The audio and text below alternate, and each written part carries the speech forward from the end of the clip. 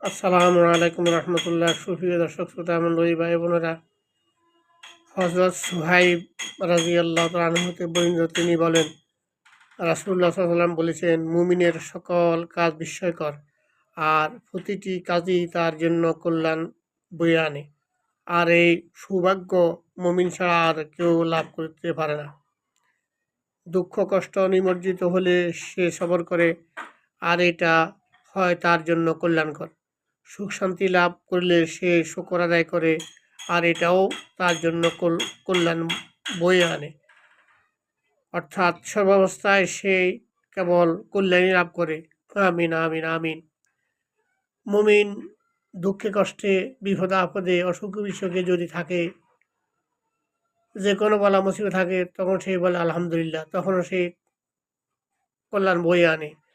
আর সে যদি ভালো থাকে, ভালো অবস্থায়, সেই তখন বলে শুকর আলহামদুলিল্লাহ। অর্থাৎ সুখও সে কল্যাণ কামনা কামনা করে, দুঃখ সে কল্যাণ কামনা করে।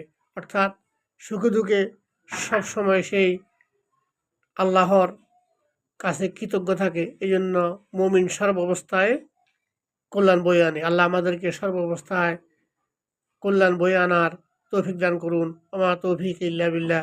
আসসালামু আলাইকুম ওয়া রাহমাতুল্লাহ।